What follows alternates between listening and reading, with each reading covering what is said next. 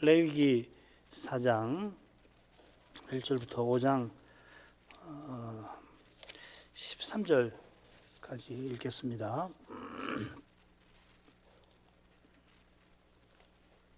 사장 1절부터 5장 13절까지입니다. 여호와께서 모세에게 일러 가라사대 이스라엘 자손에게 고하여 이르라.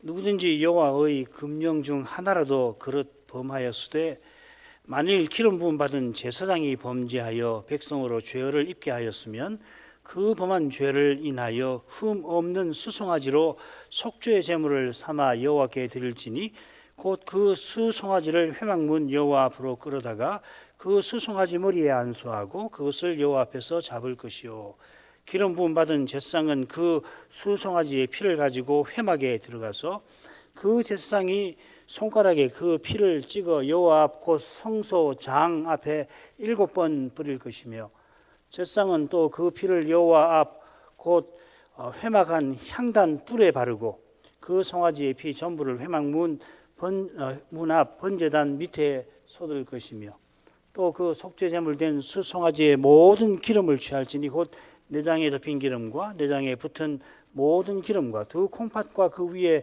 기름 곧 허리 건방에 있는 것과 간에 덮인 꺼풀을 콩팥과 함께 취하되 화목제 희생의 소액에서 취함같이 할 것이요 제사장은 그것을 번제단 위에 불사를 것이며 그 수송아지의 가죽과 그 모든 고기와 그 머리와 다리와 내장과 똥 곧 그 송아지의 전체를 진 바깥 재버리는 곳인 정결한 곳으로 가져다가 불로 나무 위에 사르되 곧 재버리는 곳에서 살을 지니라.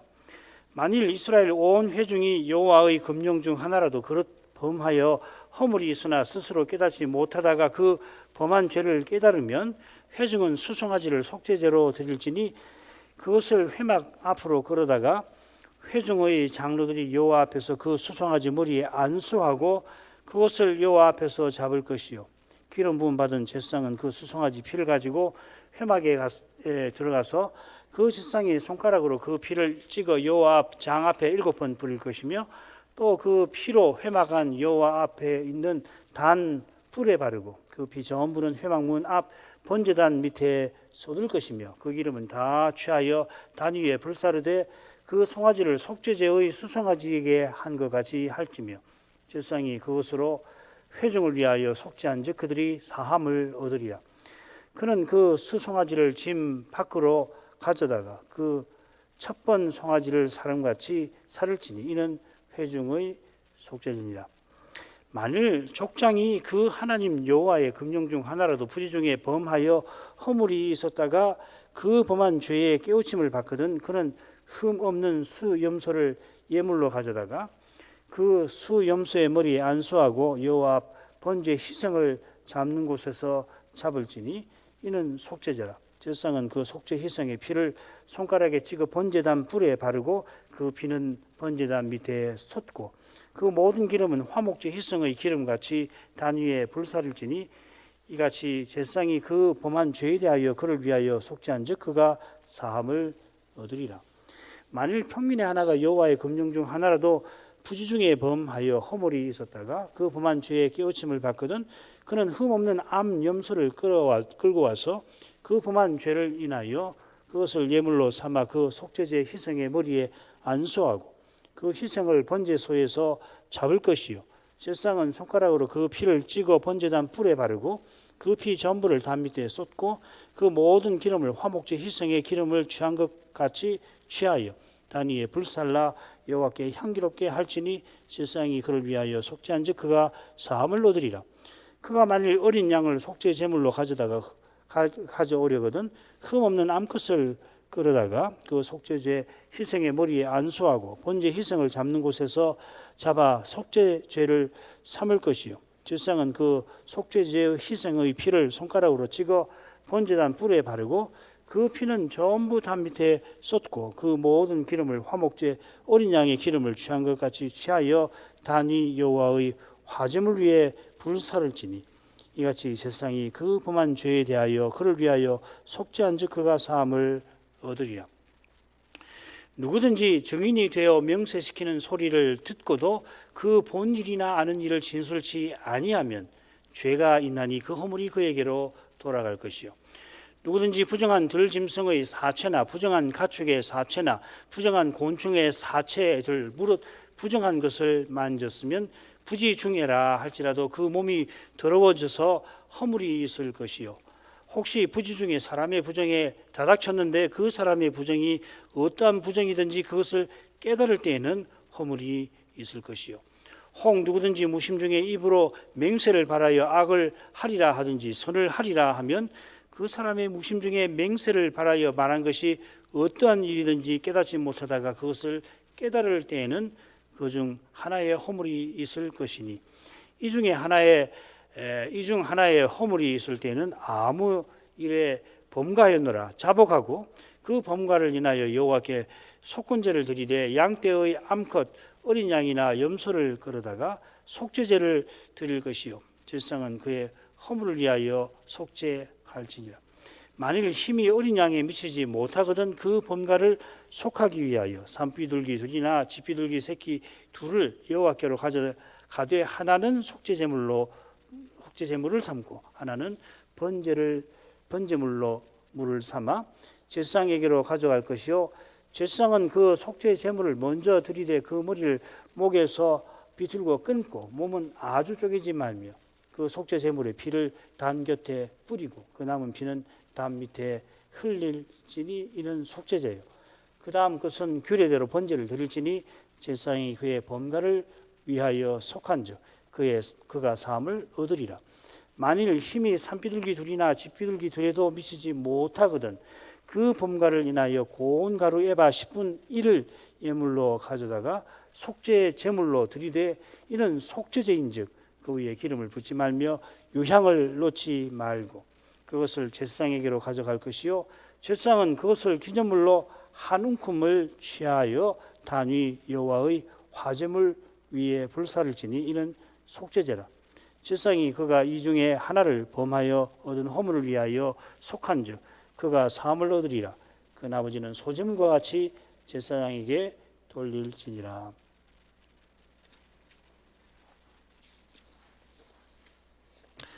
백성을 위한 속죄제 규례를 오늘 살피겠는데요. 이 규례는 그 분량에서 앞서 우리가 살핀 번제, 소제, 화목제 규례를 합친 것과 맞먹습니다. 거의 같으죠, 그죠? 48절 똑같습니다. 게다가 속죄제 규례는 앞선 세 규례와 달리 여호와께서 모세에게 일러 가라사대 하고 시작됩니다. 이것은 이 속죄제가 백성의 삶에서 얼마나 중요한가, 실제로 중요한가를 암시합니다. 자, 줄거리를 먼저 보죠. 크게 셋으로 나눌 수 있습니다. 4장 1절부터 35절 4장인데요. 이건 이 피를 처리하는 관점에서 이 속죄제의 종류를 여러 종류를 다룹니다. 크게 두 가지입니다. 성소에서 피를 뿌리는 경우 그리고 성소에 들어가지 않고 번제단에서 피를 처리하는 경우 이 둘로 나눠지고 머리말이 처음에 붙어 있습니다. 그리고 5장 1절부터 6절에 가면은 이 속죄제를 드리는 다른 네 경우 네 사례지요. 한 경우인데 그러니까 4장에서는 여호와의 금령을 부지 중에 범할 경우에 속죄제를 드린다고 했는데 여기서는 이제 또 다른 경우 네 사례를 들고 있습니다. 그리고 5장 7절부터 13절에서는 이 가난한 자와 더 가난한 자를 위한 속죄제 규정이 각각 나옵니다. 자, 첫째 부분에서 금령을 그릇 범한 경우에 드리는 속죄제의 절차들이 나오죠. 특히 이 피를 다루는 점에서 이 속죄제의 종류가 크게 양분되고 있습니다. 바로 여기에 이 속죄제의 특징이 잘 드러난다 하겠습니다. 이어서 이건 다 말씀드렸는데 넘어가십시다. 그러면은 4장 1, 2절로 가십시다. 여호와께서 모세에게 일러 가라사대 이스라엘 자손에게 고하여 이르라 누구든지 여호와의 금령 중 하나라도 그릇 범하였으되 앞서 말씀드린 대로 여호와께서 모세에게 일러 가라사대 하고서 속죄제 규례가 나옵니다. 아마 기억하시겠지만은 여호와께서 성막 식양을 내리실 때에 이런 표현이 7번 나왔죠, 그죠? 7단락이 형성이 되었습니다. 그래 식양 첫째 부분은 무려 5장이 넘게 이어지고 있습니다. 25장 출애굽기 25장에서 30장 10절까지고요. 나머지 6 부분은 한 장이 채되지 않습니다. 그러니까 균형에서 매우 불균형한데도 똑같이 여호와께서 모세에게 일러 가라사대 한 건데, 이건 분량이 적은 그 내용도 분량이 많은 내용만큼이나 중요하다 하는 것을 가리키고, 특별히 7 부분으로 한 것은 의미가 있다고 말씀을 드렸죠, 그죠? 이 성막이 새로운 세계, 새로운 창조계를 암시한다, 가리킨다는 걸 그때 공부를 한 줄 압니다. 이 레위기의 첫째 대목인 제사와 제사장 규례 1장부터 10장까지인데요. 이 여호와께서 모세에게 일러 가라사대가 10번이 나옵니다. 머릿말 1장 1, 2절에 한번 나오고요. 그리고 제사장 규례에 8장 1절에 한번 나옵니다. 그러면 8번인데 백성을 위한 제사 규례에 3번, 그리고 제사장을 위한 제사 규례에 5번. 거기는 보면 번제, 소제, 그리고 화목제, 속죄제, 속건제 한 번씩 나오죠, 그죠? 백성을 위한 제사 규례는 3번 나오는데 속죄제와 속건제에, 특별히 속건제 2번이나 나온다는 것에 관심을 둘 필요가 있습니다. 요컨대 백성을 위해서는 이 속죄제와 속건제가 아주 중요하다 하는 걸 짐작케 합니다. 속죄가 하나님의 구속 중에 일부이긴 하지만은 구속을 대표한다고 볼 수가 있죠. 신약에도 잘 나옵니다. 우리가 그리스도 안에서 그의 은혜의 풍성함을 따라 그의 피로 말미암아 구속 곧 죄 사함을 받았으니, 골로새서 1장 14절에도 구속 곧 죄 사함이라고. 그러니까 죄 사함이 구속을 대표한다. 죄 사함이 전부는 아니잖아요. 죄 사함을 받고 그 다음에 이 거룩한 삶을 사는, 죄 사함을 받고서 하나님께 나아갈 이 자격을 부여받고서는 성신을 의지해서 하나님과 교통하는, 이것도 이제 하나님의 구속에서 중요하고, 더욱이 장차 그리스도와 같아지는 영광도 구속에 포함되는데, 이 구속 곧 죄사함을 말한 것은 그만큼 이 죄사함이 하나님의 구원에 있어서 근본적이라는 것을 이야기를 하는 겁니다. 그건 우리 경험도 마찬가지입니다. 이건 또 시간이 가니까 그만하죠. 바울이 이 고린도에서 봉사할 때에 그리스도와 그의 십자가에 못 박히신 외에는 내가 아무것도 알지 않기로 너희 중에 있을 때 그렇게 작정했다, 그렇게 밝히는데, 왜 그런가 하면은 이 고린도 교회가 이 죄의 문제로 복잡한 현실과 무관치 않거든요. 이스라엘 자손에게 이르라 한 건 뭐 이게 백성을 위한 이 제사 제도라 하는 걸 가리키겠습니다. 소제와 마찬가지로 여기도 누구든지라고 나오는데 똑같습니다. 이 생명 혹은 영혼 혹은 이 목구멍을 뜻하는 낱말, 네페시라는 말이 쓰였습니다. 이것은 언약 백성이 삶에서 중대한 죄를 범할 경우에 속죄제를 드리는 거다 하는 걸 암시합니다. 말하자면은 죄 지을 때마다 속죄제를 드리는 게 아닙니다. 만일 그렇다고 한다면은, 그러면 뭐 언약 백성은 속죄제 드리느라 일상을 꾸려가기 힘들겠죠, 그죠? 속죄제 하면은 흔히 죄 지을 때마다 드리는 거다 이렇게 생각하는데 모든 죄가 아닙니다. 자, 율법에서 속죄제를 드리는 경우를 조사해 보면은 10경우가 나옵니다. 백성을 위한 규례에서는 크게 둘로 나온다고 말씀을 드렸는데, 이 사당에서는 이 금령을 그릇 범한 경우가 되고요. 그 다음에 이 경우를 다루면서 속죄제의 절차를 교훈하니까 이 경우가 속죄제 드리는 대표적인 것이라고는 말할 수가 있겠습니다. 그래서 10가지를 구분해 봤는데, 레위기 속죄제 규례에 2 경우가 나옵니다. 이 금령을 거듭 범한 경우, 이거랑 같은 것이 민수기 15장에 나올 텐데, 거기는 금령이 아니라 행하라고 하는 계명, 이거는 금하는 계명이고, 행하라고 하는 계명을 거듭 범할 때도 마찬가지로 속죄제를 드립니다. 그리고 5장에 내 사례를 통해서 숨겼다가 드러난 범죄에 관하여 또 드립니다. 그 다음에 이제 중대한 부정의 경우에 드리는데, 예를 들면 뭐 시체를 접촉했다든지, 그 다음 레이기에 나오는 세 가지 경우죠. 문둥병, 출산에 따른 부정, 그리고 이 장기, 그리고 유출병, 뭐 이런 것이 되겠죠, 그죠? 그 다음에 이제 위임식과 성별식에도 드립니다. 레인 위임식, 아론의 위임식, 그 다음에 번제단의 성별, 나시린의 그 정한 임기를 마쳤을 때에, 그리고 네 번째로는 이 절길 때에 이 번제와 함께 속죄제를 꼭 드린다 하는 겁니다. 이 열거된 네 경우가 적지는 않지만 이 경우 외에는 속죄제를 드리지 않습니다. 제가 금방 조금 확신이 안 드는 부분이 있는데 우선 그렇게 말씀드리겠습니다. 좀 더 조사해 가지고 이 경우 외에 또 있는지를 한번 조금 살펴야겠습니다.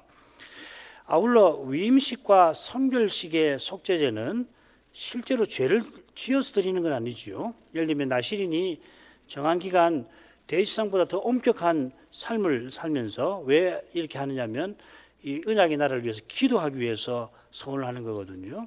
그래서 이 정한 기간 내내 엄격한 생활하면서 나라를 위해서 기도하고 서원을 잘 마쳤으니까 이건 뭐 죄 짓는 게 아니라 오히려 칭찬받을 일 아닙니까? 그런데도 속죄제를 드리게 하셨어요. 그 뜻이 있는 겁니다. 그 뜻이 뭔가 하면 절기의 제사장이 공적 제사로 이 번제와 더불어 속죄제를 드리게 하신 데 담겨 있습니다. 그리고 그 뜻이 무엇인가? 중대한 부정의 경우에 속죄제를 드리게 하신 데에서, 특히 대속죄일에 두 번의 속죄제를 드리게 하신 데에서 잘 드러날 것입니다. 매우 개괄적으로 말씀드리는데 앞으로 계속해서 제가 이런 주제를 경우에 기회가 되는 대로 더 설명해 드리죠. 자, 속죄제에서 다루는 죄의 성격은 이게 중요합니다. 속건죄에서 다루는 죄와는 조금 다릅니다. 속죄제에서 다루는 죄의 성격이 이걸 알려면은 이 부정과 정결이라고 하는 이 관념을 꼭 기억하셔야 합니다. 그리고 속건죄에서는 거룩함과 속됨이라고 하는 관점에서 죄를 다루는 거예요. 이 두 쌍, 네 가지 개념이 제사장의 임무 중에 가장 중요한 겁니다. 레위기 10장 10절에 너희가 거룩하고 속된 것을 분별하며 부정하고 정한 것을 분별하고, 이 말씀은 여호와께서 아론에게 이루시는 건데 아론의 두 아들 나답과 아비후가 죽은 일과 관련이 되죠. 아론이 대제사장으로 처음 제사를 드리는 그날에 두 아들이 여호와의 명하시지 않은 불을 들이다가 영광군에서 나온 불에 죽임을 당했죠. 그때 여호와께서 아론에게 제사장 임무를 알려주시는데 그 임무가 뭐냐? 무엇보다도 거룩함과 속됨, 정함과 부정을 분별하는 것이다 이렇게 말씀하셨습니다. 그리고 백성을 가르치라 이어서 나오는데요. 그래서 이 속됨과 거룩함, 정함과 부정이 뭔지를 조금 설명을 드리겠습니다. 크게 이제 거룩한 영역과 속된, 그러니까 속된 영역이라는 건 꼭 부정적인 건 아닙니다. 거룩한 영역을 제외한 것이 이 속된 영역입니다. 그래 이 속된 영역에는 타락한 이후에 이 부정한 영역과 정한 영역이 있어요. 그런데 이 정한 영역이 거룩한 영역과 겹치는 데가 있습니다. 그게 성막 입구 같은 곳입니다. 그리고 이 속된 영역에서 이스라엘의 진이 정한 영역인데 진 바깥이 부정한 것일 거 아니에요. 그런데 이 진 바깥에 한 군데는 정결한 곳이 있어요. 오늘 그걸 공부를 할 겁니다. 대충 요거 그러니까 이 속됨과 거룩함, 정함과 부정함이 이게 서로 연결되지만은 똑같지가 않죠, 그죠? 속된 게 부정하고 정한 것이 거룩한 것하고는 다릅니다. 이 거룩함은 속됨과 대별되는 개념이고, 부정은 정함과 대별되는 건데, 이 속된 영역이 무조건 부정한 게 아니라 정한 영역이 있고, 그리고 거룩한 영역에도 이 정한 영역이 조금은 있다는 겁니다. 그리고 이 부정함은 크게 둘로 나눌 수 있습니다. 일반적으로 부정함이 있고, 부정한 것 중에 제일 부정한 것이 가정함이라고 하는 것입니다. 이런 것이 이제 이런 정도로 머리에 두시고 염두에 두시고 한번 또 이렇게 설명해 볼게요. 이 거룩함이라는 것은 본래 하나님의 속성이죠. 하나님의 거룩하심이라는 말은 하나님은 하나님이시다 이 말입니다. 동호 반복적인데 이 거룩하신 하나님께서 태초에 선하게 창조하시고 하늘은 하나님의 거처로 자기 소유로 삼으시고 땅은 인생에게 주셨습니다. 하나님이 하늘을 자기 거처로 자기 것 삼으셨으니까 하늘은 거룩합니다. 그처럼 이 하나님께서 땅을 사람에게 주셨는데 그 땅에서 에덴 동산을 창설하셔서 거기 임재하심으로 에덴 동산을 거룩한 곳으로 만드십니다. 그래서 아담은 원래 에덴 동산 바깥에서 지음을 받았는데 하나님이 이 아담을 이 에덴 동산으로 이끌어들여서 이 두 가지 사명을 주시죠. 다스리고 지키는 이 사명을 주셨습니다. 이 사명이 훗날 제상과 레인에게 주신 사명과 똑같은 낱말이라고 그랬죠, 그죠? 이 다스리고 지킨다 했는데 섬기고 지키는 겁니다. 아바드 샤마르라고 하는 겁니다. 요컨대 아담은 제상과 비슷한 인물입니다. 다른 점이 있다면 뭐가 있냐면 아담은 죄 없는 선한 세상에 살아서 이 속죄의 제사를 드리지 않아도 하나님을 가까이 했던 거고, 그래서 이런 점에서 이 제사장이라고 번역된 표현이 어떤 의미인가를 우리가 꼭 쥐고 있을 필요가 있습니다. 이 코헨이라는 말인데 흔히 제사장이라고 표현하는데 이건 어떤 개념이냐면요, 왕궁에서 왕을 지근거리에서 섬기는 대신을 이야기하는 겁니다. 신하를. 제사장이라고 번역해. 그러니까 이 제사 드리는 이 성전은 하나님의 왕궁인 거죠, 그죠? 하나님 왕으로 거기 계시는 거란 말이죠. 그 왕궁에서 하나님을 섬기는 사람이 제사장 코헨이라는 겁니다. 그래서 이 사무엘하 같은 데 보면 이 다윗이 자기 아들을 대신 삼아 가지고 자기를 섬기겠다는 내용이 나오죠. 거기 대신이라는 말이 나오는데 그게 코헨입니다. 제사장과 같은 말입니다. 아울러서 주님 여호와 하나님께서 제7일을 구별하셔서 거룩하게 하셨죠. 이 거룩한 날로 삼으셨다 하는 겁니다. 하나님을 가까이 하는 날로 삼으셨다는 겁니다. 이래서 거룩한 장소 에덴, 거룩한 사람 아담, 거룩한 시간 안식일이 태초에도 있었습니다. 그래서 에덴 동산은 거룩한 곳이고 그 바깥은 속된 곳인데 거기는 그때는 죄가 없으니까 다 정결했던 거죠, 그죠? 자, 그런데 우리 시조가 타락한 다음에 인생이 아담 안에서 죄와 허물로 죽었습니다. 하나님의 경고대로. 바로 이것을 모세율법에서 특히 제사 의식에서 상징하는 것이 이 부정입니다. 두 가지를 기억하셔야 됩니다. 제사 의식과 관련해서 그리고 상징입니다. 죄와 허물로 죽은 그것을 상징적으로 보여주는 개념이 뭐냐면 부정이라 하는 겁니다. 그러니까 이건 제사 의식상의 부정이지 실제 부정, 실제 범죄는 아닌 거예요. 예를 들면 언약의 어머니가 언약의 자손을 낳는 것이 이 범죄 아니잖아요. 오히려 믿음 안에서 언약을 이루는 일 아닙니까? 그런데 하나님께서는 이 출산을 서너 가지 부정 중에 하나로 친히 정하십니다. 왜 정하셨나? 이건 제8일에 남자아이가 할례 받아서 하나님 백성의 표를 받듯이 우리 인생이 스스로는 죄 허물로 죽었는데 하나님께서 그리스도 안에서 우리를 구원하신다는 것을 바라보도록 이렇게 정하신 거예요. 그러니까 이 부정이라는 개념을 모세율법에 생각할 때 죄라고 자꾸 생각하시면 안 됩니다. 이게. 그래서 제2상 불과 제사 의식상 부정하다는 건 뭐냐면 그 상태에서는 이 성막 제사에 나갈 수 없다는 겁니다. 나가면 어떻게 됩니까? 큰일 나지요. 만일에 자기가 부정한데도 가서 화목제 음식을 먹으면 끊쳐집니다. 고의적으로 그렇게 하면. 그런데 모르고 이걸 먹거나 성막을 만지면 어떻게 돼요? 그때 드리는 것이 속건제라는 겁니다. 아시겠죠, 그죠? 속건제하고 속죄제가 구분이 되는 겁니다.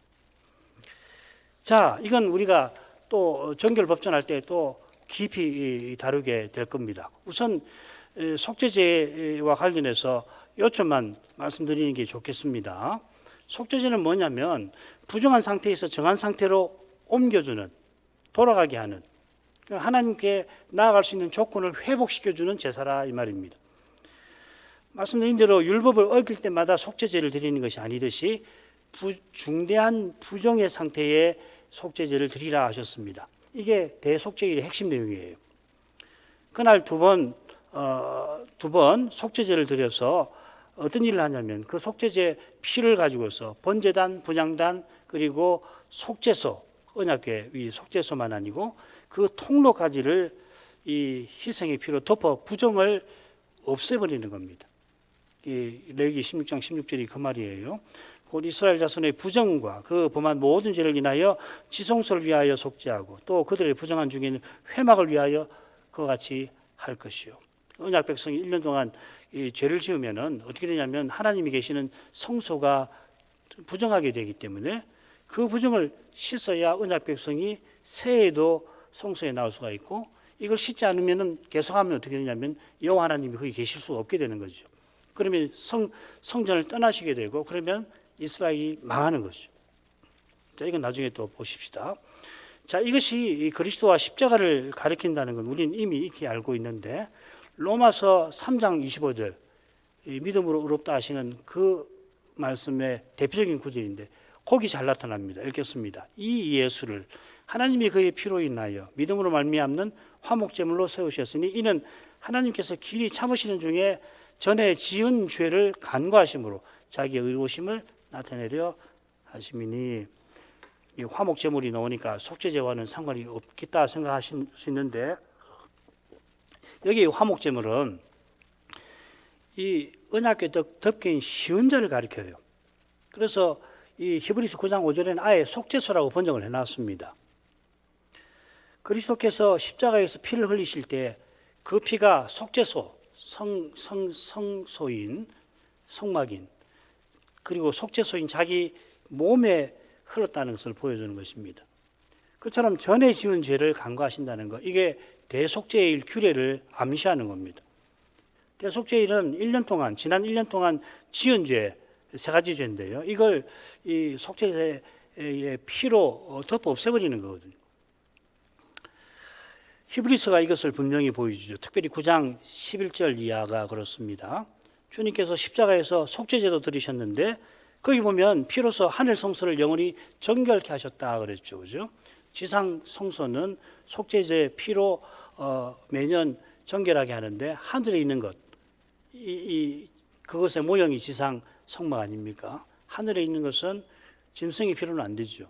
그리스도의 피로 단번에 영원히 정결케 하셨다. 그래서 그리스도 믿는 우리가 영원히 하나님께 가까이 나아갈 수 있게 된 겁니다. 하나님이 죄와 허물로 죽은 우리를 그리스도와 함께 살리시고 그리스도 안에서 그리스도와 함께 하늘에 앉히셨다. 바울은 이렇게도 표현해요. 그게 에베소서 2장 1절부터 6절까지 내용이죠.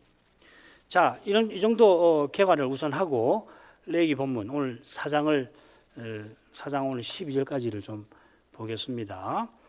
백성을 위한 속죄제 규례는 여호와의 금령 중 하나라도 그릇 범하는 경우에 속죄제를 드리라 규정합니다. 이 금령이라는 말은 계명 중에 금하는 계명이라는 말입니다. 원래 네 낱말이로 되어 있는데 우리말은 간단하게 금령 이렇게 간단하게 압축해서 번역해 놓았습니다. 속죄제를 반드시 드려야 하는 죄는 여호와의 금령 중에 범한 건데 이 범한다는 낱말이 이 속죄제의 규례에 17번이나 나옵니다. 그래서 이 표현에서 속죄제라고 하는 표현도 나와요. 그러니까 이 하타트라는 말인데 속죄제는 뭐냐면 하타트, 뭐 비슷하죠, 그죠? 예. 그래서 히브리어에 보면은 죄를 가리키는 낱말이 여럿인데 요컨대 여기 이 범한다 하는 표현은 속죄 죄를 들어야 하는 그 죄를 말합니다. 계명으로 하지 말라고 하신 것을 행한 건데 행할 때 그릇 행한 겁니다. 이 그릇 행한다는 말은 모르고 행하는 겁니다. 그래서 22, 27절에 보면은 부지중에라고 이렇게 이야기하죠. 모르고 행하다가 깨달은 다음에 이제 드리는 거죠. 이것과 반대되는 것이 짐짓입니다. 민수기 15장 30절부터 31절. 그러니까 민수기 20몇 절부터 22절부터인가 29절까지는 모르고 지은 죄에 대한 내용이고 30절 31절은 짐짓 행하는 겁니다. 이 짐짓 계명을 어기는 건 여호와를 회방하는 것이라 그 백성 중에서 끊쳐집니다. 뭐 제사식 지내서 벗어날 수가 있는 게 아닙니다. 이 짐짓이라는 말은 높은 손을 높이 들고라는 뜻인데 민수기 15장 31절에 나온 것처럼 여호와의 말씀을 멸시하고 그 명령을 파괴하는 그런 반역적 태도를 가리키는 것 같습니다. 이미 말씀드렸지만은 속죄제 드리는 경우는 계명을 그릇 범한 겁니다. 이 계명이 율례와 구별됩니다. 그러니까 계명하고 그러니까 율법을 크게 둘로 나누면 계명과 율례로 나눌 수가 있습니다. 이게 대단히 어렵습니다. 사실은 제가 이 레위기를 처음 공부할 때 이것마저 정리하려고 했는데 길이 없었어요. 너무도 어려워가지고서. 그래서 이 부분에 자신이 없는 부분이 있는데 우선은 이 율법을 이 계명과 율례로 구별한다는 걸 아시면 좋겠습니다. 모세가 언약식을 행할 때 24장이죠. 출애굽기 24장에 여호와의 모든 말씀과 율례를 백성에게 고합니다. 이 말씀이 10마디 말씀 10계명을 가리킵니다. 이 계명은 하나님과 이스라엘의 언약 관계를 직접적으로 교율하는 거, 그러니까 10계명만 아니에요. 10계명과 거기에 준하는 그런 중요한 말씀이라고 생각하시면 됩니다. 특별히 하나님을 가까이 하는 일과 관련됩니다. 민수기 15장 22절에 이 모든 명령, 이 계명이란 말인데 이게 앞에 1절부터 21절에 나오는 제사 의식들을 가리키거든요. 아울러 사람이 재판하기 어려운 사건과 관련된 법도 이 계명에 포함될 것 같습니다. 레위기 4장에서는 금령, 하지 말아야 할 계명을 그릇 행하는 것을 말하는데 민수기 15장 24절부터 29절에는 해야 할 계명을 그릇 행하는 경우도 말합니다. 그러니까 계명을 그릇 범한 것은 언약 관계를 허무는 죄의 그 성격이 좀 더 분명한 경우에 속하는 겁니다. 가령 이 부정한 동물에 접촉을 해서 부정하게 될 때에 속죄제 드리지 않죠. 저녁이 되면 그러니까 제사장이 번제 드릴 때에 상번제 드릴 때 자동으로 회복이 돼요. 물론 씻기도 하고 옷을 빨기도 하지만은 그처럼 율례를 어기면은 속죄제를 드리지 않아도 됩니다. 가령 철 연장이나 살인할 만한 돌을 가지고 사람을 쳐서 죽이면 이거는 의도적으로 사람을 죽인 것이니까 반드시 죽이는 거예요. 그런데 원한이 없이 사람을 우연히 밀쳤는데 이 사람이 돌에 맞아 죽거나 또 사람이 없는 그 숲에서 무심코 돌을 탁 던졌는데 그 돌을 어떤 사람이 맞아 죽었을 경우에 이 사람은 이 고의가 아니기 때문에 도피성으로 피신을 합니다. 그래서 대제사장이 죽을 때까지 거기 있다가 대제사장이 죽으면 고향에 돌아갈 수가 있죠. 이 경우는 율례라고 해서 속죄제를 드리지 않아도 됩니다. 사실상 이 속죄제를 드릴 수가 없어요. 이 모르고 사람을 죽이게 되면은 그 다음에 이 보복자들이 들이닥치는 거거든요. 얼른 도피성으로 도망쳐야 됩니다. 그러니까 뭐 성막에 나갈 수 없잖아요. 대제사장이 죽을 때까지 거기 있는데 현실적으로도 제사를 못 드리는 상황이 되는 겁니다. 아무튼지 율례의 경우는 사안이 중대해도 이런 경우에는 그 말하자면 속죄제를 드리지 않는다 하는 겁니다. 자, 오늘은 이 계명을 그릇 범하는 그 경우에 드리는 경우만 우리가 보십시다. 자, 그 다음으로 가죠. 그래서 피를 처리하는 절차와 관련해서 종류가 다른데 먼저는 성소에서 피를 뿌리는 경우가 나오고요. 그 다음에 번제단에서 피를 처리하는 경우가 이어집니다. 그런데 지성소에서 피를 뿌리는 경우가 있지요. 그 속죄제는 1년에 한 번 대속죄일 7월 10일에 드립니다. 그때 지성소에만 피를 뿌리는 거 아니고 당연히 성소에도 마지막으로 번제단에서 피를 처리를 합니다. 마찬가지로 지금 레위기 4장에서 성소에서 피를 뿌리는 경우도 거기서만 피를 처리하는 게 아니라 나머지 피를 번제단에 밑에다 부어버리죠. 그죠? 자, 성소에서 피를 처리하는 속죄제가 둘인데 둘은 대제사장의 속죄제와 온 회중의 속죄제입니다. 둘은 똑같습니다. 드리는 경우와 드리는 제물이 먼저 나오고 드리는 절차가 거의 똑같습니다. 그래서 이 대제사장의 경우만 잘 살피면 나머지 경우는 뭐 어렵지 않게 지나갈 수가 있겠습니다. 오늘은 대제사장의 속죄제를 주로 살피게 될 것입니다. 4장 3절 만일 기름 부음을 받은 제사장이 범죄하여 백성으로 죄를 없게 하였으면 그 범한 죄를 인하여 흠 없는 수송아지로 속죄 제물을 삼아 여호와께 드릴지니 첫째로는 기름 부음을 받은 제사장이 금령을 그릇 행한 경우입니다. 이 제사장은 대제사장을 가리킵니다. 6장 22절을 보면 알 수 있어요. 기름 부음을 받고 아론을 이어 제사장 된 자. 번역이 조금 다릅니다만은 똑같이 기름 부음 받은 자 제사장. 여기서 기름 부음 받은 자가 여기서 메시아가 나오는 거죠. 하마시아흐 메시아 이렇게 나오는 겁니다. 대제사장이 금령을 범죄하여 어겨서 백성으로 죄를 입게 한다 했는데 우리말 사전에 따르면 죄열은 이 죄 범한 것에 내리는 재앙을 말하잖아요. 근데 여기서는 그보다는 백성에게 죄책이 있게 한다 이렇게 새기는 게 좋습니다. 물론 재앙도 있겠지만 그보다는 죄의 책임을 지게 만들었다 이 말입니다. 대제사장이 백성을 대표하고 대신하는 중부직분자여서 그렇죠. 그 대제사장의 의복을 보면 잘 알 수 있습니다. 에봇에 보면 모든 이스라엘을 상징하는 12지파를 상징하는 것이 둘이나 있죠, 그죠? 견대의 기념보석, 견대의 어깨에 있는 이 기념보석에 이름이 12이름이 써져 있고, 그 다음에 가슴에 12보석이 있습니다. 판결 중패에 우림과 둠림의 판결을 할 때에 12보석이 있어서 그걸 통해서 빛이 나가지고 지파를 결정하죠. 대제사장이 오실 메시아를 예표해서 그런 겁니다. 이는 아담이 죄를 지은 결과 모든 인류가 죄인이 된 것과 다소 비슷한 면이 있습니다. 똑같지는 않지요. 대제사장만 아니라 왕이나 선지자의 경우도 범죄하게 되면 언약의 나라를 위태롭게 만들곤 합니다. 가령 다윗이 바세바를 범한 일이나 인구조사를 해서 나라가 망할 뻔하지 않았습니까? 마찬가지로 대제사장의 죄는 그만큼 중대합니다. 그래 중대해서 제물 중에 가장 값비싼 수송아지를 제물로 삼게 하셨습니다. 대속죄일에는 이 두 분의 속죄제를 드리는데 아론을 위해서 수송아지를 드리게 하시죠. 백성을 위해서는 수염소를 드리게 합니다. 속죄제물로 드리는 수송아지를 비롯하여 속죄제에서 드리는 모든 제물은 당연히 흠 없는 것이어야 됩니다. 암것이든 수것이나.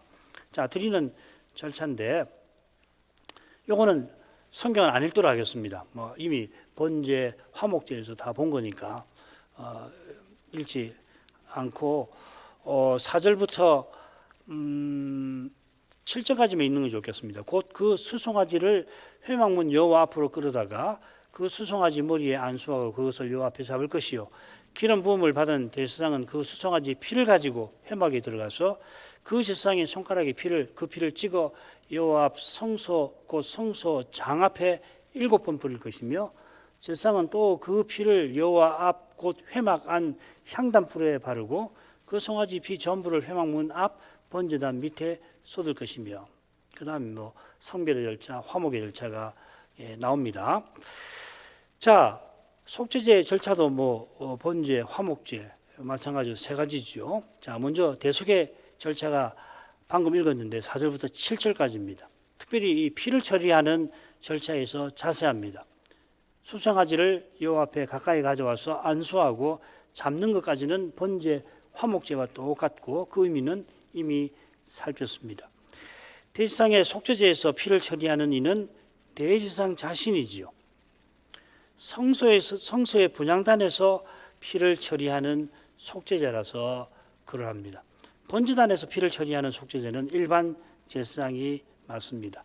그리고 이 대제사장이 1년에 한 번은 지성소까지 들어가서 피를 처리합니다. 이 도표 이해가 되실 텐데 제가 아마 다음 시간에 이 거룩함의 등급 성속에 성막에 있어서 거룩함의 등급이 뭘 의미하는지를 말씀을 좀 드리면서 보완을 할 테니까 우선 그렇다는 것만 피를 처리하는 장소가 번제단, 분향단, 속죄소인데 그 죄의 등급이 다르죠, 그죠? 번제단은 개인 그리고 개인 족장의 개별적인 죄고 성소의 분향단에서 처리하는 것은 대제사장과 전체 백성의 개별 죄고요. 지성소의 속죄소에서 다뤄야 되는 것은 대제사장과 전체의 모든 죄를 1년 동안의 모든 죄를 속하는 겁니다. 그래서 담당자가 다릅니다. 날짜도 다릅니다. 번제단에서는 일반 제사장이 평일에 할 수 있고 그다음에 성소는 대지상이 평일할 수 있고 대속죄일에는 대지상이 대속죄일에만 하는 겁니다. 이건 거룩함의 등급과 관련되는 것입니다. 자, 이제 넘어가죠. 대지상이 수송아지의 피를 가지고 성소에 들어가서 지성소 장 앞에 7번 뿌리고 향단 뿔에 바르고 나머지 피는 번제단 밑에 쏟습니다. 예, 성소에서 두 가지를 하는 거죠. 성소 앞에 그 지성소와 성소를 나누는 분리시키는 그 장 앞에다가 7번을 뿌리고 그 다음에 분향단 바르는 거죠. 뿔이 4개니까 결국은 한 번이면서 4번을 하는 거죠. 각 뿔에 바르는 거니까죠. 자, 그다음 넘어가죠. 화목제 번제는 희생의 피를 번제단 사면에 뿌리고 맙니다. 이 피 뿌리는 의미를 알려면은 대속죄일을 참조할 필요가 있을 거예요. 그때는 이제 지성소, 성소, 번제단에 그래서 지성소에서는 피를 속죄소 위에는 한 번 뿌리고 그 다음에 속죄소 앞에는 7번 뿌립니다. 마찬가지로 성소에서도 이 휘장에 7번 뿌리고 그 다음에 향단뿔에 한 번을 바릅니다. 번제단에서도 이 번제단 뿔에 한 번 바르고 그 다음에 번제단 위에 7번을 뿌리는 겁니다. 이보다 훨씬 복잡한데 우선 이것만 생각을 하시면 좋습니다. 요지는 뭐냐면요. 제가 다 안 읽겠습니다. 요지는 뭐냐면 한 번 뿌리는 곳은 각 그 공간, 지성소, 성소, 번제단을 대표하는 공간에 피를 처리하는 거고요. 7번은 뭐냐면 이 공간과 공간을 연결하는 통로에다 뿌리는 것 같아요. 아시겠죠, 그죠? 그래서 결론은 뭐냐면 이 언약 백성이 하나님께서 언약 백성과 함께 계실 수 있고 그 공간이죠, 그죠? 그리고 언약 백성이 하나님께 나아갈 수 있게 하려고 장소와 통로에다가 피를 처리한다는 겁니다. 이건 그 레위기 16장에서 훨씬 자세하게 또 볼 겁니다. 그래서 뭐 지성소에 한 번 들어간다 그러는데 한 번 들어가는 거 아닙니다. 3번 들어갑니다, 실은. 하여튼 그날 한 차례 그날 그 지성소에 들어간다는 말은 맞지만 정확하게 말하면 한 번 들어가는 건 아닙니다. 3번 들어갑니다. 자, 그 정도 하죠. 성별의 절차는 화목제랑 똑같죠. 모든 기름을 구별해서 하나님께 드리는 겁니다. 그리고 화목의 절차 똑같죠. 성별한 모든 기름을 번제단 위에 올려서 연기로 바꾸는 것입니다. 이건 뭐 우리가 이미 다 살핀 겁니다. 자, 끝으로 남은 것을 처리하는 과정이 있어요. 통상적인 이 희상 제사의 경우에는 가죽 그리고 고기는 제사장에게 돌려주고 똥만 이 진 바깥 재버리는 곳에 그 정결한 곳에 불살라 버립니다. 대지상의 속죄제는 피를 성소에서 처리하는 거, 뭐 지성소도 마찬가지인데 그 경우에는 단위의 연기로 바꿔드리는 그 부분, 기름을 제외한 모든 것, 가죽, 고기, 여기는 다리, 내장, 뭐 이렇게 이야기를 하지 않습니까?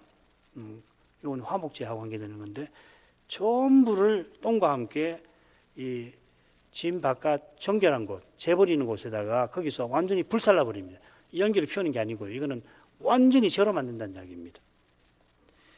자, 이 정결한 곳이 바로 주님께서 성문 밖에서 십자가 달리신 그 일을 가리킵니다. 히브리서 13장 11, 12절 읽겠습니다.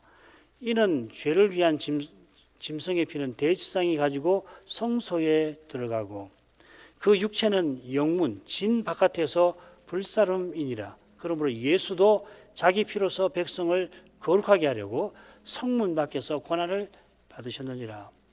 주님이 성문 밖 골고다에서 십자가에 달리셨다는 것은 온전한 속죄제를 드리신 것이다 하는 겁니다. 주님께서 온전한 속죄제를 드리신 것은 자기 피로 백성을 거룩하게 하려 하심이라.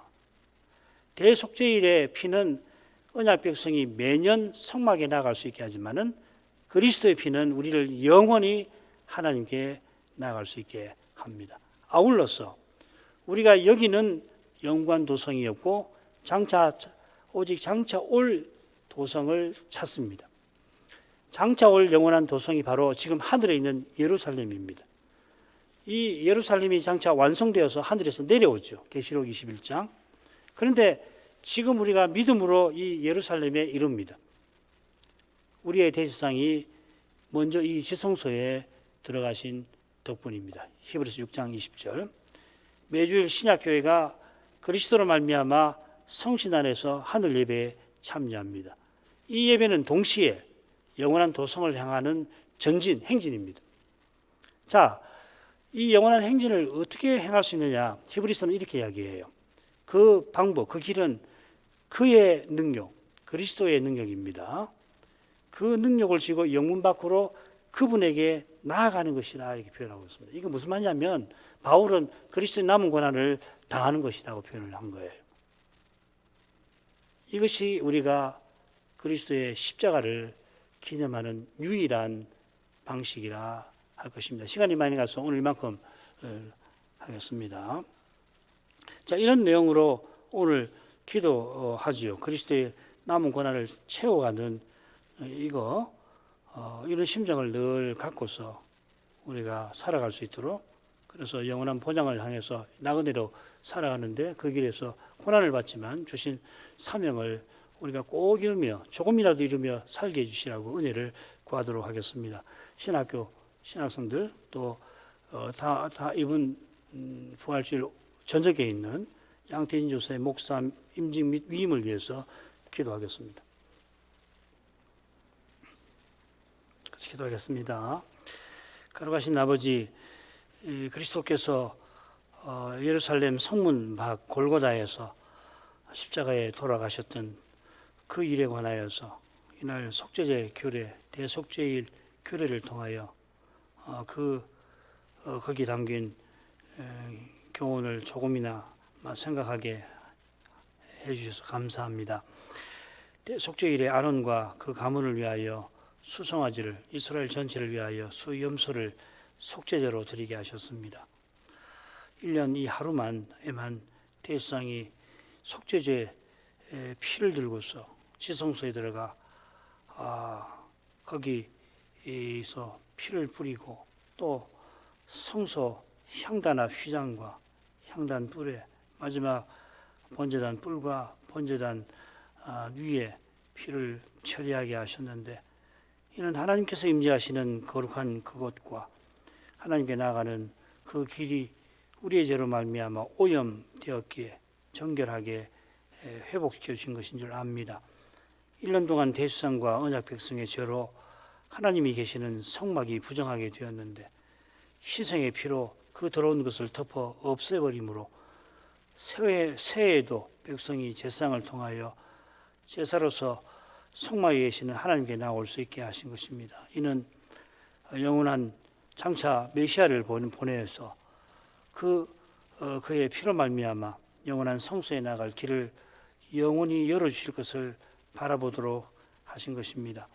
제사 드릴 때마다 자기 죄가 생각이 나게 하셔서 메시아를 바라보며 메시아께서 봉사하시는 성전 곧 그분의 나라에 들어갈 것을 소망하게 하신 것입니다.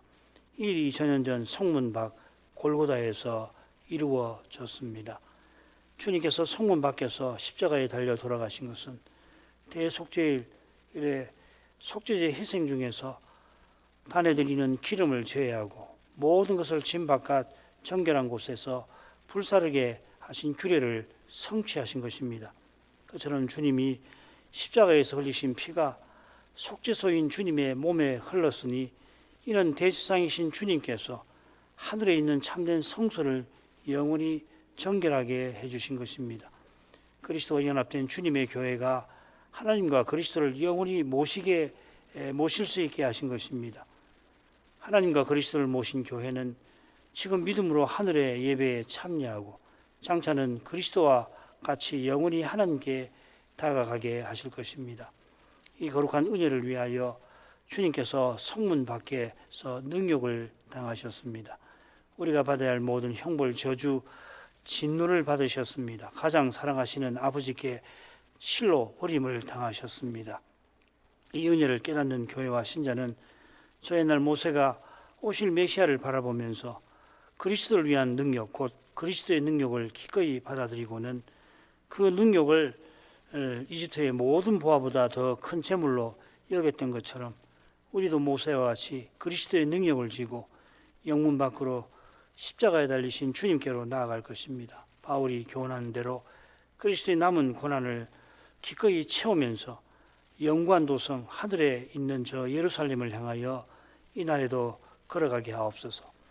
모세가 잠시 누리는 죄악의 즐거움보다 하나님 백성과 함께 고난받는 것을 좋아했던 것처럼, 그래서 그리스도의 능력을 기꺼이 받은 것처럼 저희도 이 세상 행복을 뒤로하고서 죄와 죽음의 현실을 정직하게 대면하며 그리스도의 고난, 주님과 함께하는 그 고난에 기꺼이 참여하게 하시기를 구합니다.